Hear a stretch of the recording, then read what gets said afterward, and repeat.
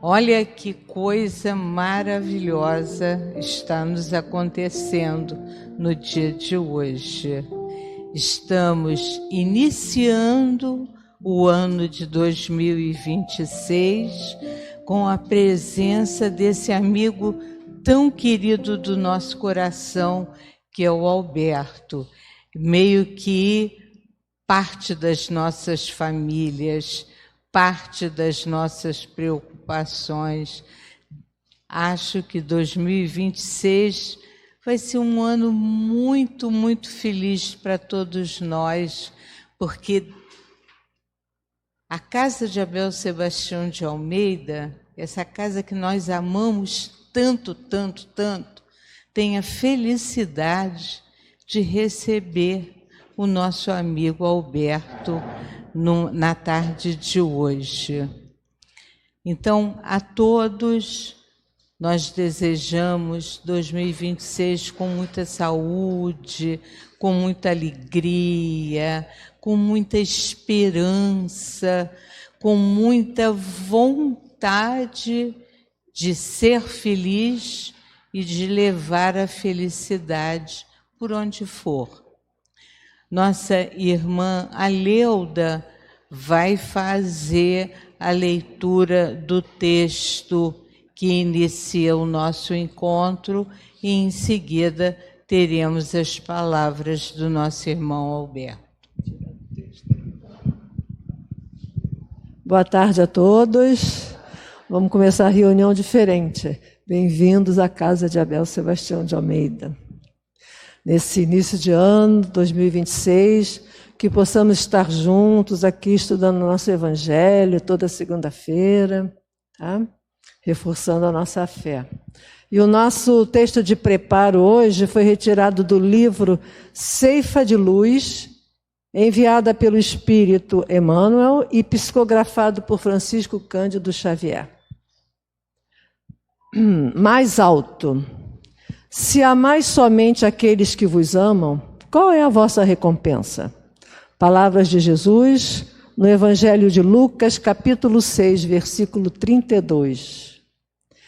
Evidentemente, é sempre fácil estimar aqueles que nos amam, valorizar aqueles que nos servem, apoiar aqueles que nos aplaudem, alegrarmos-nos com aqueles que se nos regozijam com a presença, solidarizarmos-nos com os que nos seguem, louvar aqueles que nos reverenciam, ajudar companheiros agradecidos e trabalhar com aqueles que se afinam conosco. Em Jesus, porém, a vida nos impele a diretrizes mais altas. É preciso desculpar os ofensores e orar por eles, compreender aqueles que nos desajudem, respeitar aqueles que nos desaprovam, abençoar quantos nos criem problemas, prestigiar as causas do bem de todos, ainda quando partam daqueles que não nos comunguem os pontos de vista, admirar os opositores naquilo que demonstrem ser útil, auxiliar os irmãos indiferentes ou incompreensivos e contribuir nas boas obras junto daqueles que nos considerem ou hostilizem. Como é fácil de anotar, tudo agrada quando se trata de agir, segundo os padrões de vivência que nos lisonjeiem a personalidade. Entretanto, para servir com o Cristo, é necessário colaborar na construção do reino do amor com a obrigação de erguer-nos mais alto para esquecer o próprio egoísmo e realizar algo diferente. Um bom estudo para todos. E agora nós vamos ter o prazer de ouvir o nosso irmão Alberto cuidando da indulgência, capítulo 10 do nosso Evangelho. Tá ligado o som, filho? Tá ligado? Tá ligado. Tá, obrigado. Meus irmãos, que a doce paz do amor do nosso Mestre Jesus possa envolver todo o nosso ambiente, cada coração aqui presente, encarnado e desencarnado, né? Fazendo vibrar a mais íntima fibra dos nossos corações, iluminando nossas consciências. Meus irmãos, nós estamos vivendo na humanidade, principalmente aqui no Brasil, que é um país continental, a grande dificuldade do relacionamento humano. Só ajeitar aqui um pouquinho, só um minutinho.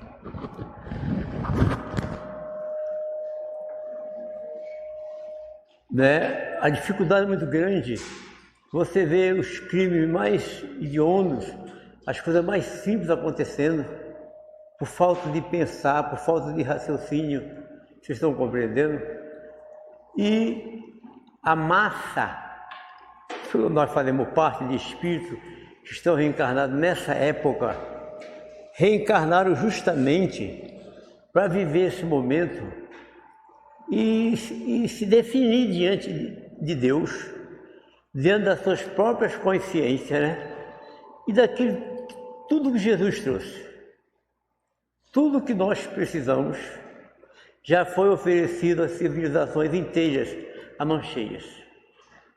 Ninguém pode negar as questões profundas que a filosofia e a religião trouxeram para o aprimoramento do nosso íntimo, né? Você não encontra falha no budismo, no brahmanismo, né? Você não encontra no Evangelho de Jesus o que ensinou Confúcio, Lao Tse, entendeu? Tudo isso, Sócrates, né, por último, depois Jesus, preparando a humanidade para quando essa massa de espíritos chegassem, eles tivessem o mínimo de alicerce para uma modificação íntima e dar continuidade à sua evolução espiritual, né? Então vocês vejam bem, o nosso capítulo de hoje é o capítulo 10, versículo, item 16 e 17, a indulgência. Olha, é uma coisa tão simples, mas de uma grandeza imensurável, né? Eu vou ler uns trechinhos aqui, porque é grande, né? Se a gente lê, cansa quem ouve. Ainda mais que eu não sou um Cid Moreira, não é verdade? Está aqui. Espíritas, queremos falar-vos hoje da indulgência, sentimento doce e fraternal, que todo homem deve alimentar para com seus irmãos, mas no qual poucos fazem uso da indulgência.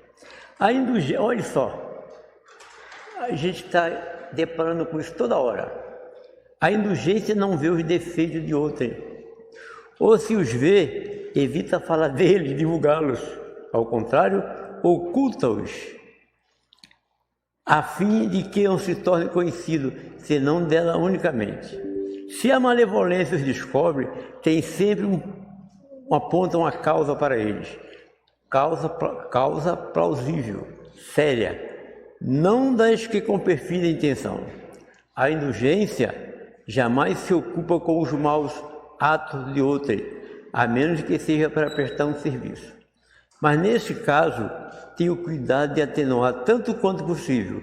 Não faz observações chocantes, não tem nos lábios censura, apenas conselho, e as mais das vezes zelado. Quando criticais, que consequência se há de tirar das vossas palavras? Há de que não tereis feito o que reprovais, visto que estáis a censurar, que valei mais do que o culpado? Homens, quando será que julgareis os vossos próprios corações, os vossos próprios pensamentos, vossos próprios atos, sem vos ocupares com o que fazem os vossos irmãos? Quando tereis olhares severos sobre vós mesmos, né? Quer dizer, a tarefa que é nossa, da nossa transformação interior, não é dada a ninguém, né? A gente tem os grandes mestres que nos auxiliaram, mas é dada a cada um de nós. Espírito no nosso grau evolutivo, onde é que eu estou superior a quem quer que seja? Para criticar, né? Aconteceu um ato para a gente entender a coisa linda que é a indulgência, que junta as pessoas. O Chico fazia distribuição de mantimentos, né? Não sei se era uma vez por semana, e a fila imensa, calor de Uberaba, e uma senhora que ajudava chegou para ele e falou: Chico, olha, tá vendo aquela senhora lá? Ela já entrou na fila 3 vezes. Aí Chico falou: minha irmã, mas que paciência tem essa criatura. Ela achou que Chico ia chamá-la, né? Ia passar o corpo. Isso é indulgência, né? Porque ela se envergonharia, criaria uma confusão que não levava a nada. E ela estava num ambiente que ela podia compreender que todos ali tinham a mesma necessidade, entendeu? Ele compreendia a inferioridade dos outros e não se intrometia, né? A ponto de magoar as pessoas. Sempre que trazia algo para ele, falava: não, meu irmão, ela vai melhorar, é assim mesmo. Dominguinhos, esse músico, parecia mais um santo, né? Tinha um músico da banda, a percussionista, e tocava as notas erradas. Aí um dos músicos da banda chegou e falou: Dominguinho, rapaz, ele está tocando errado. Eu sei, meu filho, eu sei que ele está tocando errado. Mas por que você deixa? Porque ele tem filhos para sustentar. Isso é indulgência. Vocês estão compreendendo? Então eu tirei uns textinhos aqui do Evangelho, dessa lição de hoje, que é a seguinte: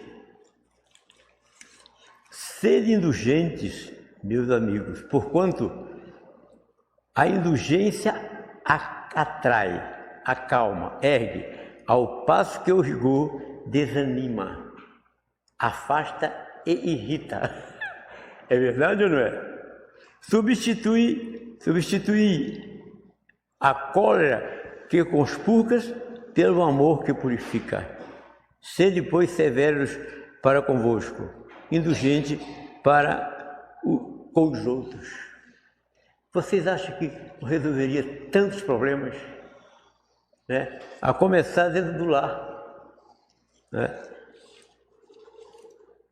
Você não procurar errados, não procurar culpados, mas tentar, na medida possível, erguer as criaturas. Você cria uma coisa chamada harmonia. Você cria uma coisa chamada paz. Entendeu? E a indulgência atrai, o rigor afasta. Às vezes uma pessoa chega para você para contar um problema que para você pode ser pequenininho, mas está incomodando demais. Antes que que ela acabe de falar, a pessoa já vai julgando. Você nunca sabe o que está atrás daquela criatura.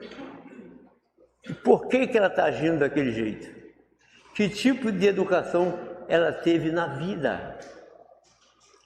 A indulgência, o que acontece? Atrai essa pessoa. Ela adquire uma confiança em você. Pode até vir abrir seu coração se ela sentir que você é indulgente mesmo. E você vai poder erguê-la. Quantas pessoas, né, já aconteceu isso? Eu sei que eu sou esse espírito ainda muito inferior, mas quantas pessoas eu já tenho levantado? Entendeu? Nesse sentido, ser indulgente. Para que falar? Não é? Um amigo meu, eu trabalhava numa empresa, e esse meu amigo, o diretor da empresa era muito amigo dele, gostava dele e tudo mais. Um dia ele levou uma peça de um certo valor numa bolsa.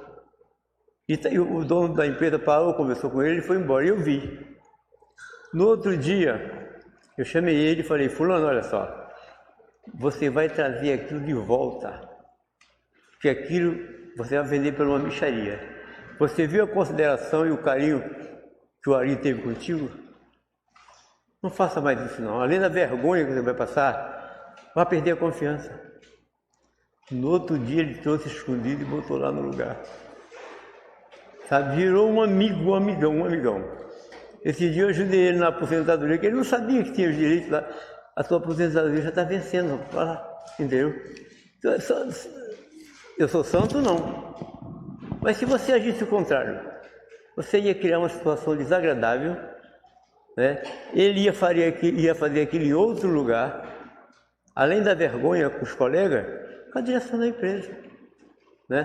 Por quê? Eu conheci o Evangelho, a indulgência. Eu ganharia o que com isso? Né? O ódio dele, a raiva, o inimigo e a desconfiança de todos. Então a indulgência, meus irmãos, é essa que atrai, né? E Jesus trabalhou isso nas nossas almas.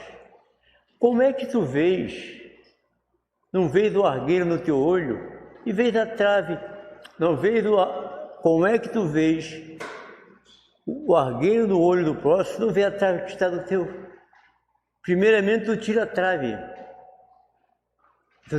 depois tu vai tirar o argueiro do olho do outro. Quer dizer, convidando a ser indulgente, a ser compreensivo, a ser amoroso, né? Porque o grande ponto é que a gente quer que você me mude. Mas não, isso é um trabalho individual. Não vamos dizer que isso é fácil, porque não é. Que são os espíritos viciados, a repetência dos erros. Não é verdade?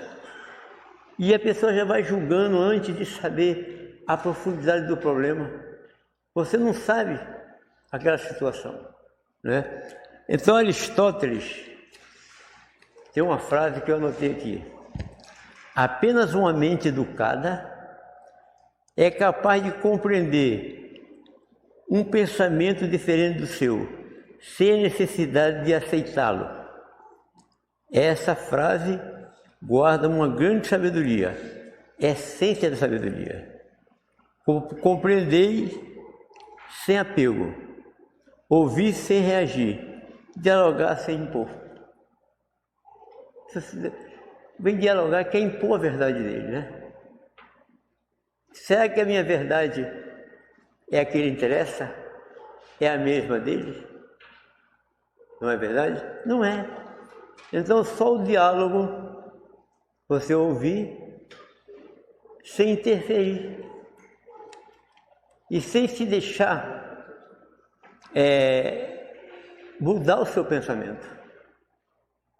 Essa é que é a grande questão da educação da alma, entendeu? Porque nas épocas anteriores a Jesus, nós tínhamos Aristóteles, Platão, Sócrates, né?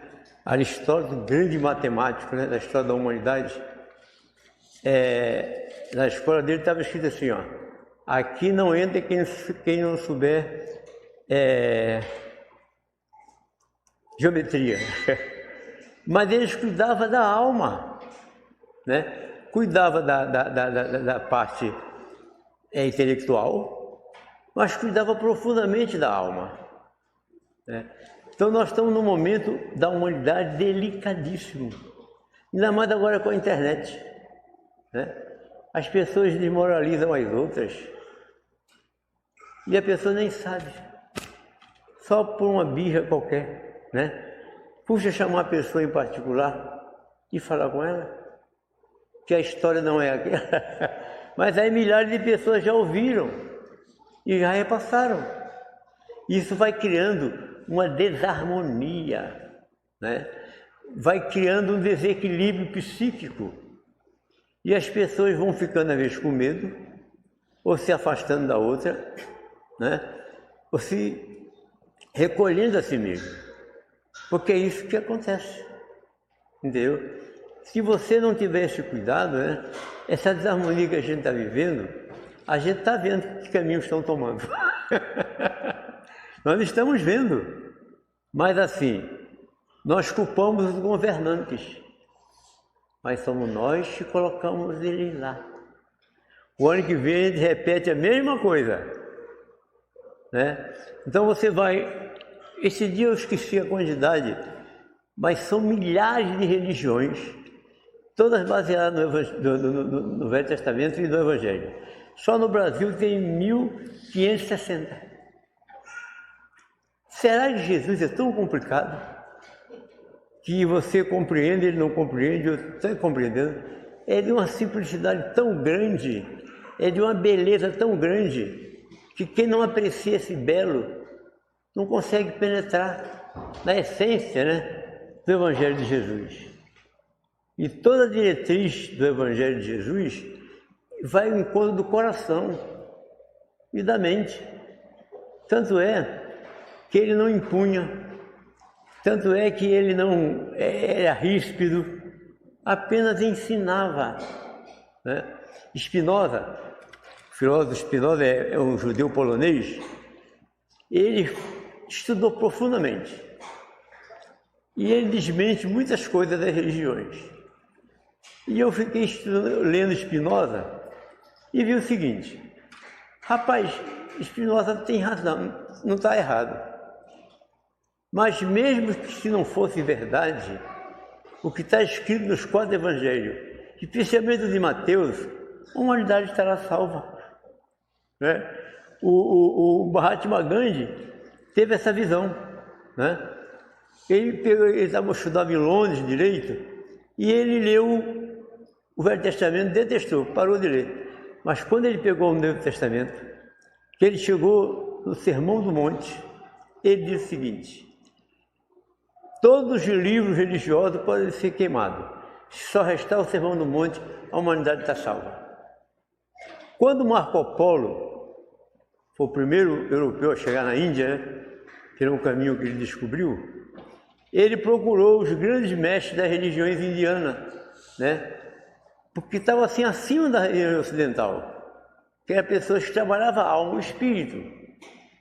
E como ele ficou um bom tempo lá, e ele era novidade, né, pelo aspecto físico, por tudo, e veio num barco daquele, apesar de que os indianos eram muito sábios. E ele falou de Jesus.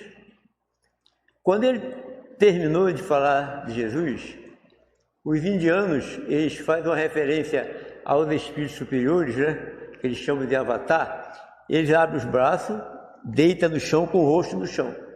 Fizeram isso e levantaram. E falaram para Marco Polo: olha, nós estamos muito felizes, porque do mundo que tu veio, passou um avatar desse quilate. Avatar é aquele espírito que atinge a perfeição. Ele podia ter discutido, né, que a religião deles era melhor, que não tinha outra melhor, que Brahma era Brahma, que Krishna era Krishna, que o Bhagavad Gita é a história da alma humana, né? Mas não, ficaram felizes, porque do mundo que ele veio, passou o avatar daquele quilate. Isso é indulgência, não é? Não discutiu, não criou polêmica, absorveram o amor, a bondade, né? A plenitude de uma alma é desprendida, estão compreendendo? E estão pensando no amor, né? Mas depois de um tempo, nós transformamos o sexo em amor, né? E o sexo sem amor, diz Xavier, é arriscado para a alma. Vicia, não é verdade? E quantos casais não praticam sexo e se amam profundamente? E existe um amor, existe uma fraternidade, né? Porque um dos dois superou essa questão. É esse, meus irmãos, o caminho que Jesus veio traçou para a humanidade inteira. Nós encontramos Manuel Filomeno de Miranda, é um espírito que escreveu vários livros através do Divaldo. Ele era espírita. Quando ele estava encarnado, ele tinha preconceito contra as religiões afro-brasileiras.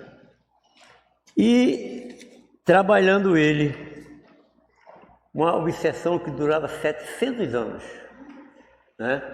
Porque na época eram os feudos na Europa, né?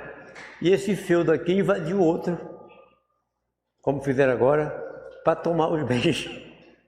E assim ia andando. E o filho, é uma fidalga, né? E o fidalgo, ele foi para a guerra, provocar a desencarnação dele. Mas ele já era um espírito com uma certa evolução. Ela induziu o filho a vingar o pai. Ele foi. E fez tanta maldade, acabou desencarnando. Aliou-se às hostes perversas, né, do mundo espiritual. E a mãe dele, depois que desencarnou, encontrou o pai. E ela teve a humildade de compreender que o grande erro da vida dela foi aquele. Só os corações de mãe é capaz disso. E ela fez de tudo, arrumou uma encarnação para ele em vários lugares, por luto na África, né? E ele desencarnou na revolta como escravo aqui no Brasil. Ela reencarnou, olha, o pai dele reencarnou. E tinha um terreiro de Umbanda em que a mãe dele, para resgatar ele, era uma preta velha. Ela incorporada era preta velha, desincorporada era fidalga. Quer dizer, ela levou 700 anos para resgatar o filho do caminho do mal que ela induziu, né? Então por aí a gente vai entendendo, né, o que vem a ser a indulgência. Dr. Bezerra de Menezes nos dá cada aula linda, né, sobre essa questão, entendeu? Hoje aí você começa a dialogar com uma pessoa e aí silencio. Não vamos tratar desse assunto, não, né? Vamos tratar de outro assunto. Vamos falar de Jesus. Tu é cristão ainda? Vamos falar de Jesus. Mas a pessoa quer te impor aquilo. O que é que você faz? Você silencia. Você fica com aquela mente, você não consegue penetrar nela, que ela está hipnotizada com uma monoideia. Ela não tem ali um espaço para que você coloque o bem, né, e o amor. Um rapaz que é técnico em enfermagem, na clínica que eu faço hemodiálise, eu li umas páginas do Evangelho lindas, sabe? Aí ele falou, está na Bíblia? Ele falou, não, então não interessa. Eu falei, mas a beleza em si, a beleza do texto, tem que estar na Bíblia. Estão compreendendo? Aí quer dizer, eu vou alimentar o que com essa criatura? Não conhece nenhuma outra religião, conhece...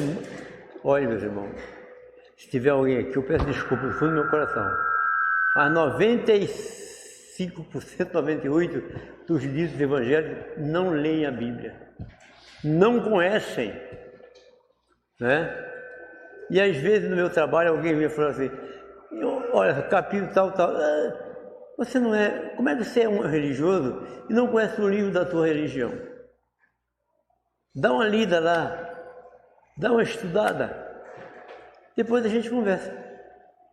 Porque não tem como eu penetrar na tua mente que está vazia, que você não aceita que ela seja preenchida com o bem e o belo.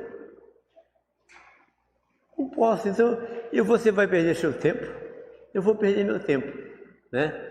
E se eu fosse igual a você, nós íamos nos aborrecer. Não é verdade? E quem sabe até que você leu entre nós. Então, deixa isso para lá. Esquece isso. Mas essa é a grande questão, né? Porque no Brasil, de Porto Alegre a Manaus, todos se dizem cristãos. Mas as atitudes falam o contrário. É verdade ou não é? E outra coisa, a coisa está tão séria que se você faz alguma coisa por uma pessoa, acha que é interesse. E se for do sexo feminino, a pessoa pode não pensar, mas o que tem em volta está pensando que você tem interesse sexual.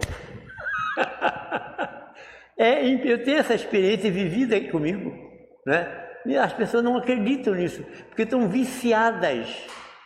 A mente está estacionada.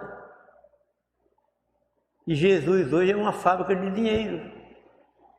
Não é o mestre que educa, né? Que consola, que modifica.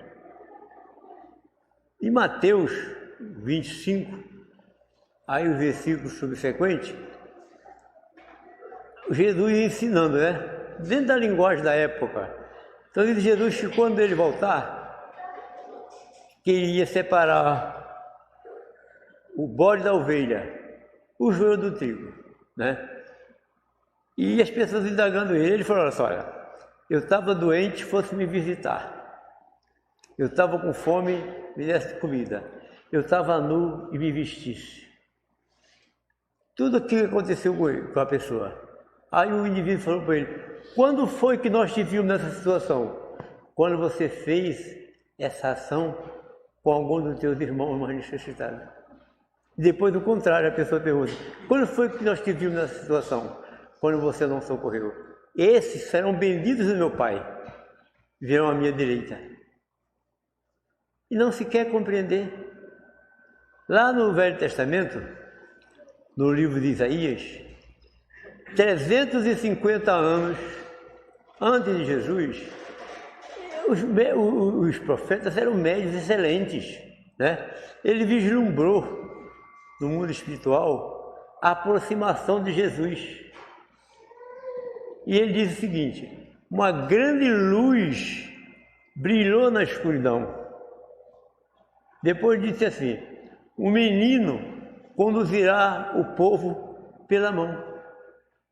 E disse mais: quando o Messias vier, o reino do Messias será assim: a vaca pastará com a leoa, os filhotes de loba pastarão com os filhotes de cordeiro, e a criança desmamada colocará a mão, né, na tosca do obelisco, uma serpente que mata com o hálito. Aí eu estava falando para o rapaz, e ele falou: o evangelho, rapaz, sabe que eu não tinha. Aí eu falei: você viu? Jesus transformaria toda a animalidade, né, toda bestialidade em harmonia, que assim seria o reino dele, e será próspero. Ele falou: rapaz, não tinha pensado nisso ainda. Pensa bem, se a vaca pasta com a leoa, a leoa come a vaca, né? Os filhotes de lobo, os filhotes de ovelha, os lobos comem. E a criança bota a mão da toca de um animal peçonhento que mata com hálito. Você viu a transformação que você... E essa transformação, meu amigo, será no coração humano, né? Essa transformação será na alma humana. Não é coisa de fora, daqui para fora. É algo de dentro, de fora para dentro.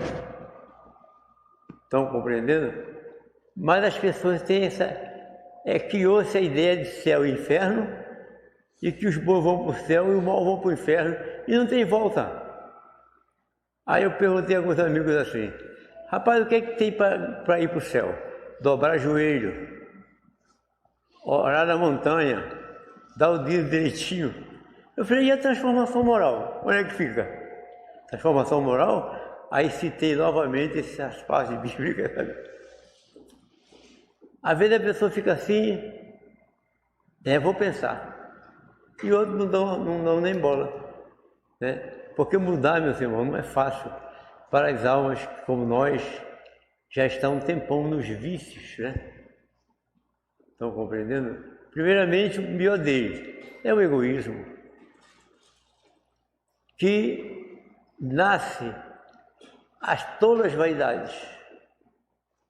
Quantas pessoas são levadas, né, ao sofrimento porque são egoístas? E não há um ser humano que não precise um do outro.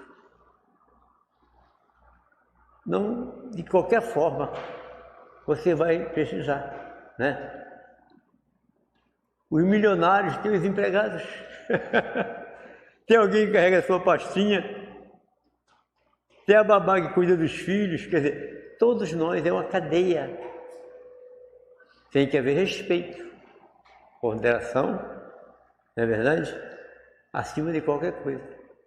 E todas as pessoas que estão a nível social superior, elas devem usar esse nível para educar.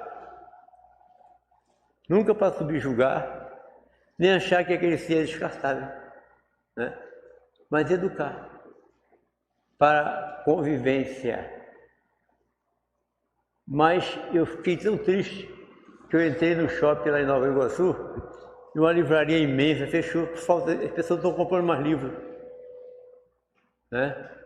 Aí você precisa parar de ler. Quando você vê a Bienal, você vê muita gente comprando livros. Mas assim, o normal, o dia a dia, né? Não se lê. E é nos livros que estão as grandes ideias. Tanto a favor daquilo que você pensa, como o contrário. Você sempre tira um bom proveito, né? Você nega-se. Por exemplo, eu li o Bhagavad Gita. O Mahabharata, segundo a tradição indiana, é um conjunto de 200.000 poemas. E o Bhagavad Gita, é um dos poemas do Mahabharata. Meus irmãos, que coisa linda é o Bhagavad Gita, né? Krishna, para os indianos, é como Jesus para nós. Porque para nós Jesus é uma manifestação de Deus. E Krishna é uma das manifestações de Brahma. E Krishna narra para Arjuna, um rei sábio, né? Uma batalha que os irmãos de Arjuna tomaram tudo dele, ele queria pegar de volta, mas aí começou uma guerra. A guerra embaixo, eles se suspenderam num carro de fogo e ficaram observando a guerra. E Krishna ensinando a ele. Mas essa guerra, meu irmão, sabe qual é? Íntima de cada coração. Eu fiquei maravilhado quando eu li o Bhagavad Gita, né? É de um pequenininho, um livrinho fininho, mas de uma profundidade que você fica assim, ó. É quando você entende a grande luta, né, da alma humana, não com os outros, mas consigo mesmo, né? E a indulgência, meus irmãos, está aí, ó, uma página dessa linda, né, do Evangelho, a indulgência. Primeiro você é indulgente contigo mesmo. Por quê? Você se cobra, você se policia, né? Você toma cuidado com pensamentos, palavras, atos e intenções, para não ferir, né, com as palavras, né, para não ter ato que desonre ou magoe. E outra coisa, como o pensamento nosso, ele é um dínamo gerador de formas, né? Diz o Espírito que o pensamento tem cor, né? Então, quando você tem má intenção, dependendo da sensibilidade do outro, ele sente alguma coisa. Ele percebe, não é verdade? Então você magoa pensamentos, palavras, atos e intenções. Não é verdade? Então as coisas, a doutrina espírita veio nesse momento crucial, né?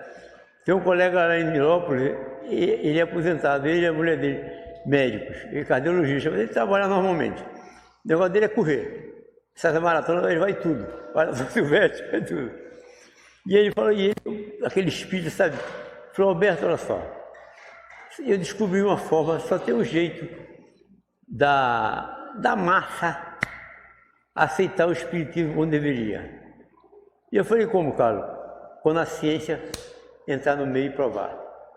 Mas a ciência já fez isso, né? Em várias partes da Europa, Estados Unidos, já chegou. Por exemplo, lá nos Estados Unidos tem um laboratório que eles estudam a ação do pensamento. E eles colocaram no computador, esse aparelho moderníssimo, né? Em que refletia as vibrações mentais. Colocou nesse aqui, uma pessoa pensando na maldade, desequilibrada. Foi uma coisa horrível. Repetiu a máquina da quebrada? Não, repetiu para outra máquina. Mesma coisa. Botou uma pessoa equilibrada, calma, tranquila, que entrava em profundidade. Rapaz, foi uma beleza. Então, quer dizer, a prova mais contundente do que essa? Tem um japonês aí, eu esqueci o nome dele agora, mas ele foi muito criticado. Porque ele também faz um trabalho com água. Ele nos Estados Unidos comprou uma máquina que detecta mais aonde o pensamento pode dar essa máquina, até onde a máquina pode alcançar.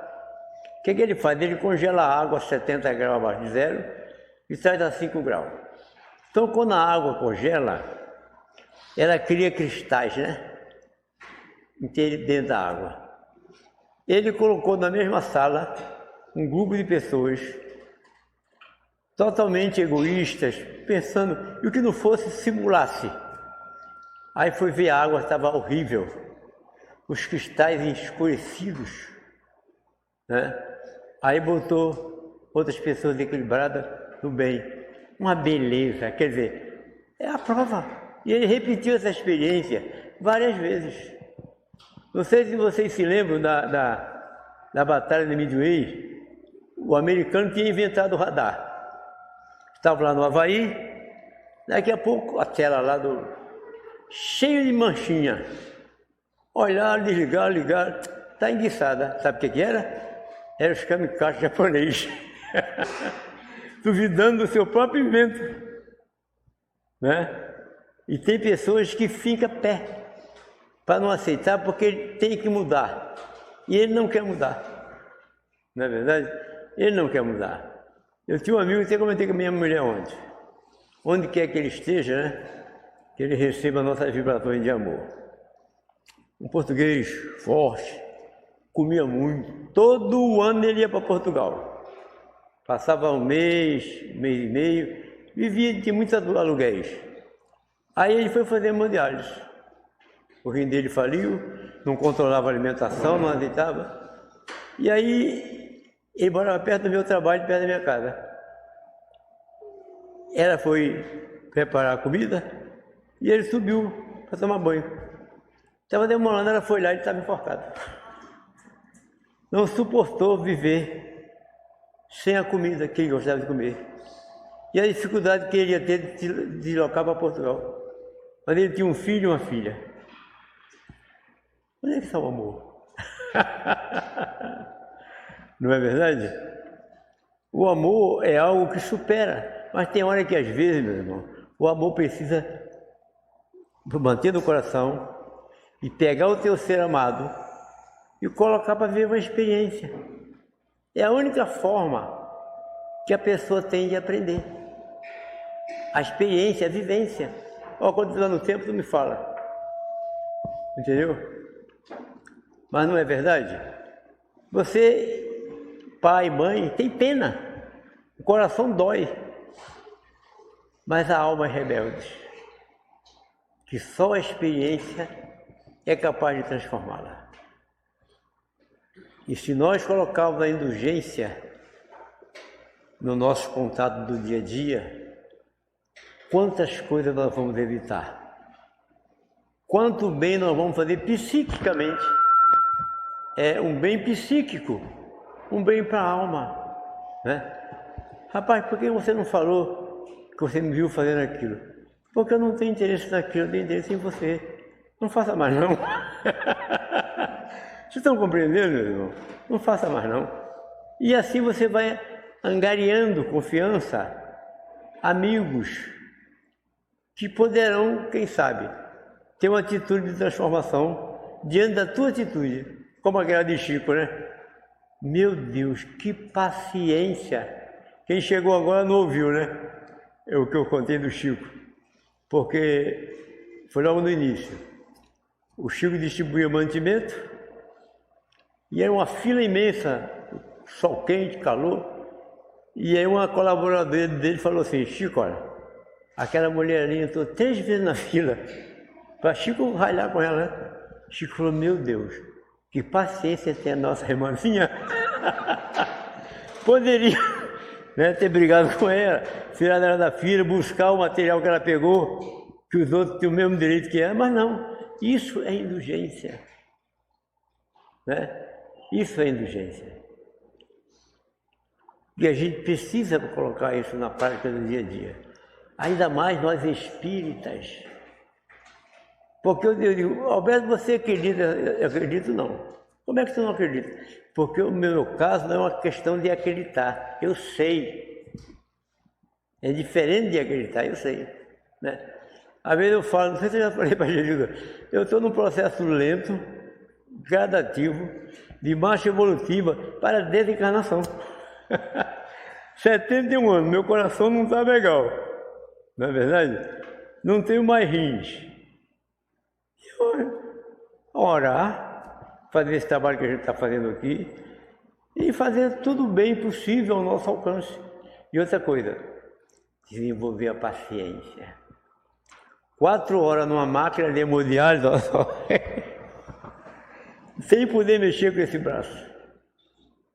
E hoje me deu uma coceira. Ah, que coceira! Aí eu canto. Aí eu canto.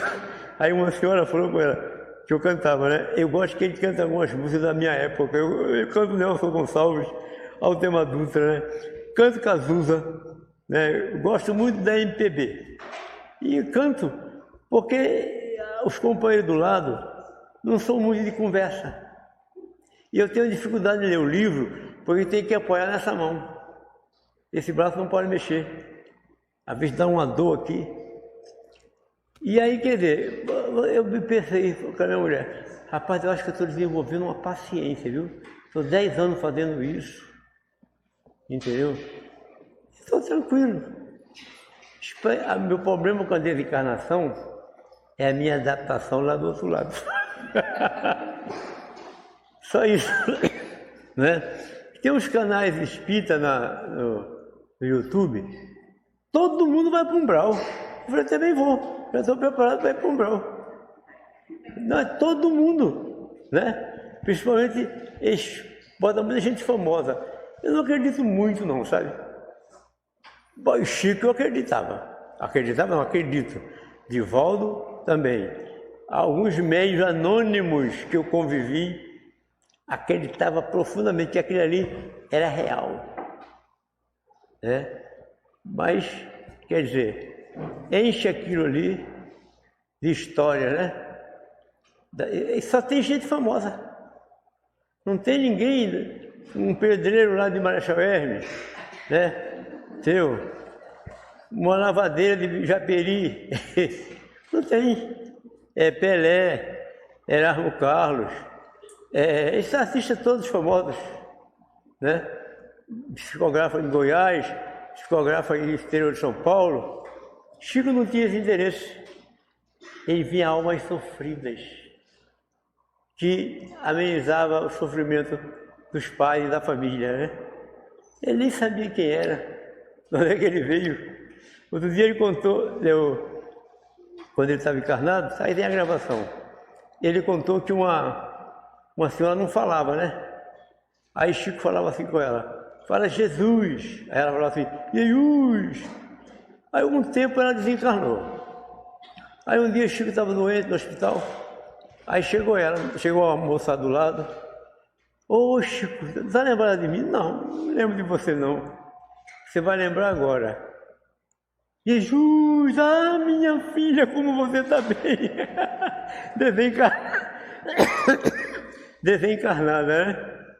Quer dizer, cresceu com aquilo que o Chico passava para ela, né? Lá fazia a prece dele, tudo direitinho, entendeu? Então os seres como Chico Xavier, como o Dr. Bezerra de Menezes, né? Madre Teresa de Calcutá, Irmã Dulce, Mahatma Gandhi, essa turma toda está no trabalho espiritual. E quando esses seres superiores a nós acaba as barreiras linguísticas e a nacionalidade. Quem não tem mais, né? Eles são filhos de Deus e do universo. Eles querem o bem na sua plenitude, sem se importar. Eu e minha mulher passamos muito por isso. A gente está fazendo alguma coisa assim, benéfica. Que religião você é? A minha mulher fala assim, deixa isso para lá. É cristão. Essa coisa é tão grave que ela sabe o que vai acontecer. Na outra clínica que eu fazia hemodiálise, um dia eu cheguei cedo, tinha uma menina jovem, tinha uns 22 anos, técnica de enfermagem, linda, cantando. Bom dia, bom dia, bom dia, hoje eu estou tão feliz. De Celina Pinto, que era composto para evangelização. Aí eu falei, pô, que lindo com essa música, né? Poxa, a gente canta muito para evangelização infantil na casa espírita. Essa música é uma música espírita. Está repreendida em nome de Jesus. Nunca mais cantou. Para você ver o nível mental de muitas criaturas. E você tem, não só tem, precisa conviver com isso. Porque senão tu não se molda. Não é verdade? Não há uma modificação interna em você se você não compreender outra alma, né? Aí você, será que eu já pensei assim? Será que eu agia assim? Né? A mente parada, não entra nada, né? Não entra absolutamente nada, só pensamentos fúteis. Outra coisa, meus irmãos, olha só, a coisa é tão grave que André Luiz, no livro Os Mensageiros, ele vem com a equipe de médicos, pessoas especializadas nas questões físicas e psíquicas. E ele viu umas nuvens. Vocês viram Copacabana essa semana passada, aqueles cardumes de peixe? Então ele viu na atmosfera aquelas manchas escuras assim. E ele perguntou ao mestre dele, o que é isso? Chico, são bacilos psíquicos. Se não é o sol, se não é o sol, a humanidade se exterminaria. Porque o sol dissipa esses pensamentos. Tanto é que muitas dores, é tudo à noite. É porque não tem a luminosidade do sol. Quando você tem a luminosidade da prece, a resignação, né, seu ambiente fica limpo. Vocês imaginem, né, o desconhecimento da humanidade de algo tão profundo, tão belo, como é a doutrina espírita, né? Porque nos leva ao encontro conosco mesmo. Mostra a plenitude do amor, da indulgência, da necessidade da convivência, não importa com quem, né? Isso é que é a doutrina linda. Não tem culpados, não tem inferno, né? O meu filho estudava numa escola luterana. Tinha quantos anos, Tiago, na época? 4?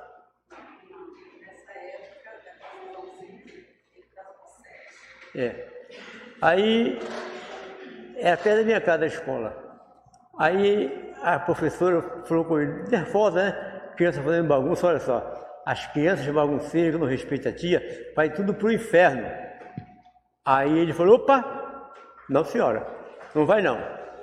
Como é que você sabe que não vai? Porque meu pai falou que o inferno é um estado de consciência. Rapaz, a mulher ficou, chamou ela para conversar, mas é isso que vocês ensinam aí perfeitamente. Perfeitamente. É um estado de consciência, meus irmãos. Os espíritos que desencarnam na maldade, na perversidade, eles se atraem. E aqueles que desencarnam no bem, na harmonia, né, que não pode ser só de aparência, mas verdadeira, eles se atraem. Então pensem vocês, no ambiente que mora Chico Xavier, Divaldo, Madre Teresa, Irmã Dulce, o que é aquilo? Né? Tanto é que Divaldo era amigão de Irmã Dulce. Chico Xavier era amigão de Irmã Dulce. Né? E eles eram espíritos, se visitavam. Divaldo conta um fato que ele foi visitar a Irmã Dulce lá no hospital, né? Que ela transformou um galinheiro no hospital de referência lá na Bahia. Aí ela estava numa cama desagradável, sabe? Mas, Irmã Dulce, por que a senhora me falou que eu traria uma cama boa para a senhora? Pelo amor de Deus, Divaldo, não faça isso. Mas por que, Irmã Dulce? A senhora já está com certa idade. Com essa aqui, Divaldo, eu já ganhei 10 para a enfermaria. Vocês já pensaram? Incrível, né? Essas almas desprendidas. E são lições maravilhosas para todos nós, né? Para todos nós. E olha, meus irmãos, você sabia qual é o maior problema nosso hoje em dia? Para a gente encerrar? É a convivência.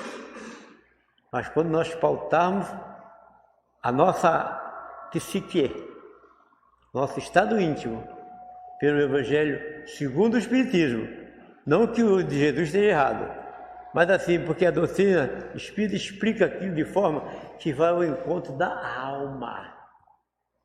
Aí você vai sempre com a mão no freio de mão do carro. Qualquer coisinha tu puxa. Qualquer coisa. Para progredir. Eu estou tossindo assim porque o meu pulmão esquerdo está um pouco lesado, sabe? Teve um pequeno derrame. O transplante de rins. Mas é isso que acontece, né? Você vai se moldando. E um dia você desencarna, nem percebeu que desencarnou. Estão compreendendo? Olha, meu irmão, vamos trabalhar isso. Todos os dias de manhã, acordar com a mente positiva. Eu desenvolvi esse pensamento e eu fiquei feliz que os médicos que estavam cuidando de mim, Alberto, falamos lá no outro hospital que a gente trabalha e tal, rapaz, isso espalhou como faísca. Como é que você está, seu Alberto?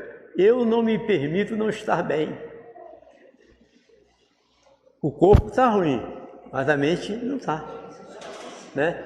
E até hoje eu falo isso, né? Ela ficou encantada quando eu falei. E todo dia os médicos passavam na enfermaria, eu estou ruimzinho, como é que você está, seu Alberto? Não me permito não estar bem. E fiquei bem. Porque mantive o pensamento positivo. Entendeu?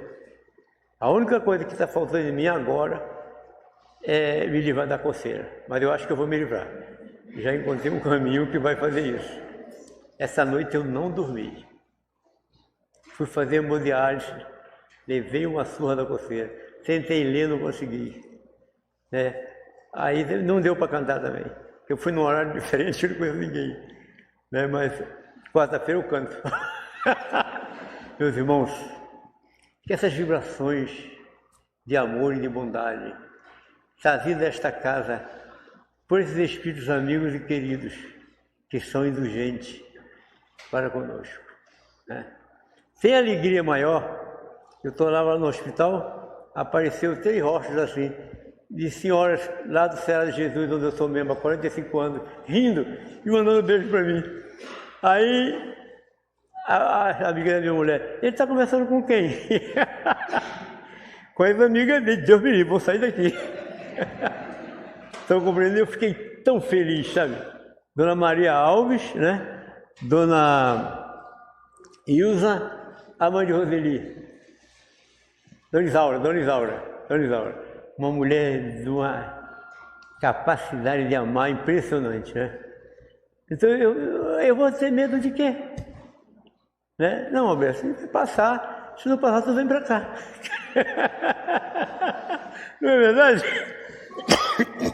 Já aprontei tudo para ela, que é a minha única herdeira, a casa que nós moramos, tudo que tem algum valor, que eu tenha, a documentação numa parte, qualquer coisa, o plano de funerário paga em dias.